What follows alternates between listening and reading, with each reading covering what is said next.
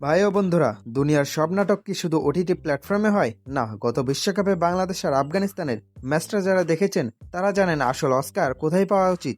আমাদের গোল্লু ভাই অর্থাৎ গোলবাদির নাইফ যেখানে হঠাৎ করে মাঠে পড়ে গেলেন, তাতে মনে হচ্ছিল হ্যামস্ট্রিং নয়, ওর হার্ট অ্যাটাক হয়েছে।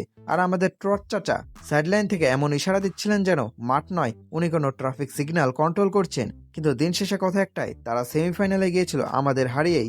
ভাগ্য হয়তো, কিন্তু সাহস সেটা ছিল শতভাগ।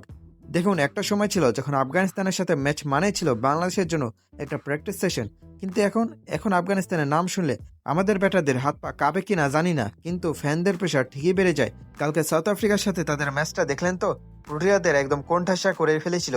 যদিও শেষ পর্যন্ত ভাগ্য সহায় হয়নি, কিন্তু তারা বুঝিয়ে দিয়েছে তারা এখন আর ওই আন্ডারডগ নেই, তারা এখন জায়ান্ট কিলার। মজার পয়েন্ট, রশিদ খান যখন বল হাতে দৌড়ে আসে তখন মনে হয় যেন জাদুর পকেট থেকে বল নয়, আগুন বের হয়েছে।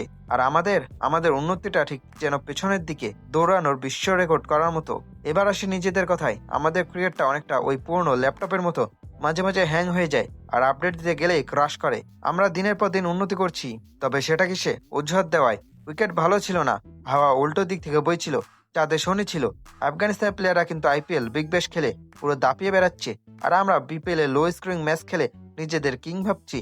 ফল যা হওয়ার তাই হচ্ছে, আফগানরা রকেটে করে উপরে যাচ্ছে আর আমরা লিফটে করে নিচে নামছি, যে লিফট আবার মাঝে মাঝে মাঝপথে আটকে যায়।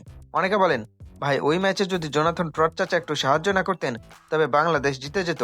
আরে ভাই, চাচা তো পথ দেখিয়েছেন, কিন্তু আমাদের চাচাও তো কম ছিলেন না।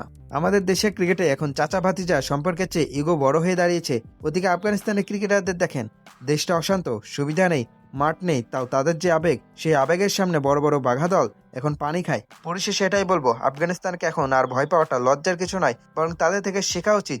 তারা দেখিয়ে দিয়েছে কিভাবে শূন্য থেকে শিকারে উঠতে হয়, আর আমরা দেখাচ্ছি কিভাবে শিকড় থেকে গড়িয়ে নিচে পড়তে হয়। এখনো সময় আছে, গোল্লু ভাইয়ের মতো ড্রামা না করে একটু সিরিয়াসলি ক্রিকেটটা খেললে হয়তো পরের বিশ্বকাপে আমাদের কোনো চাচার সাহায্য লাগবে না। কি বলেন আপনারা? আমাদের কি আসলে কোনো উন্নতি হচ্ছে, নাকি আমরা শুধু ট্রল ম্যাটেরিয়াল বানাচ্ছি?